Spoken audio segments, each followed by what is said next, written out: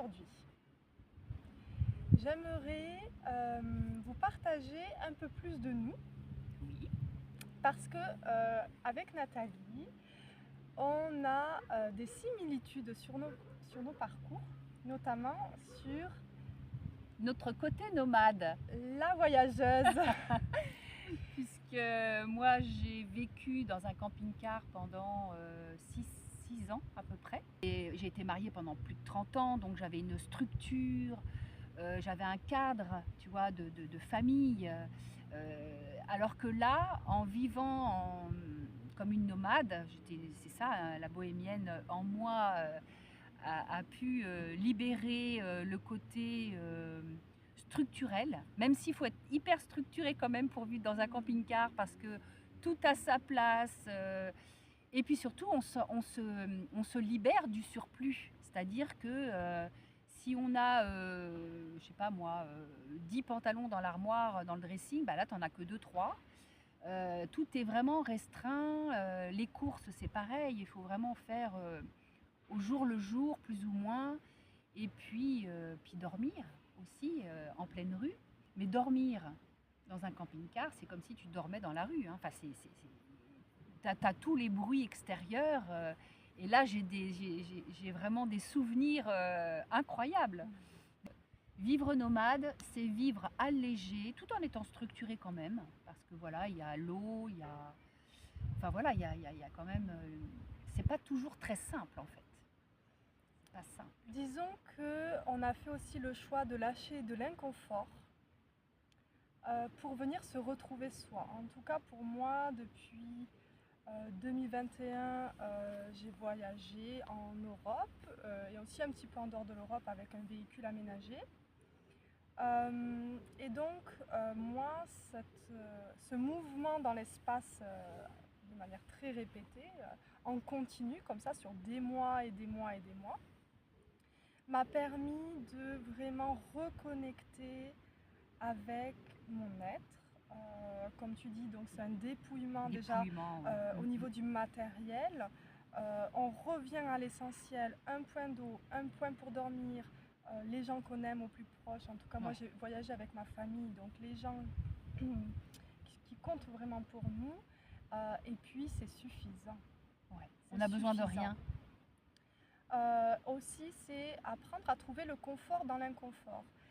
Et là, c'est intéressant parce que nous, avec Nathalie, dans nos expériences, le nomadisme, c'est là, ça nous relie aussi. Ouais. Mais ce que je veux en tirer pour vous qui nous écoutez, c'est que dans ce travail-là intérieur de transformation, le passage de l'inconfort, il est là.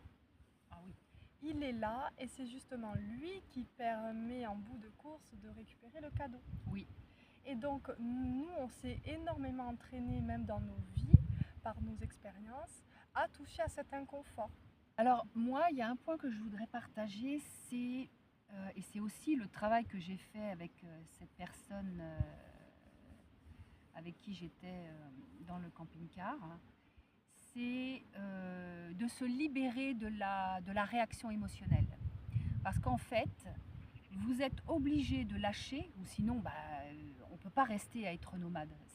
C'est pas possible en fait. Soit ça convient, soit ça convient pas.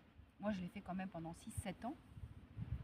Et 24 heures sur 24 et 365 jours par an, même si on avait une semaine dans un autre lieu, je parcourais quand même la France et la Belgique et la Suisse. Et ça m'a beaucoup appris, c'est ça, la non-réaction. Ne pas réagir à cet inconfort qui parfois te fait péter les câbles. Par exemple, je prends un exemple.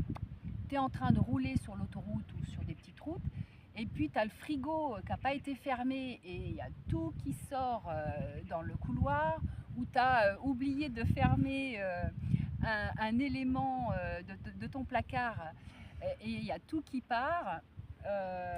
Ouais, bah voilà, enfin, je veux dire, c'est quand même parfois, et ça m'est arrivé quand même de nombreuses fois, ne plus réagir aux choses. À être dans l'accueil. J'ai été obligée d'accueillir. Dans l'accueil de ceux qui se présentent. Là, tu parles des éléments dans le camion, mais ça peut être aussi des éléments qui arrivent de l'extérieur en en relation avec ton camion. Les bruits, par exemple. Les bruits. Les bruits. Ah bah oui, les bruits, tu es obligé de faire avec. Donc moi, ça m'a vraiment fait lâcher, ne pas réagir. Alors en plus, c'est quand même le travail en retraite silencieuse qu'on proposait. Donc j'ai fait un travail d'intégration et je vois pourquoi aussi j'ai vécu cette vie-là pendant un certain temps, pour me libérer des conditionnements de l'éducation que j'avais eue, mais des réactions de tout genre en fait. Il y a des stimuli sans arrêt, sans arrêt, sans arrêt. La réaction, c'est quelque chose qui vient du mental. Action, réaction. Et donc c'est quelque chose qui est basé sur l'impulsion émotionnelle, c'est-à-dire oh, et tu balances ton truc. Ouais. L'autre option qu'on propose, c'est l'action. Et d'autant plus l'action alignée à notre essence. Cette action-là qui est vraiment alignée à notre essence, elle va avoir un impact beaucoup plus puissant. Comment savoir quelle action mener? Une situation arrive, option numéro 1, action-réaction.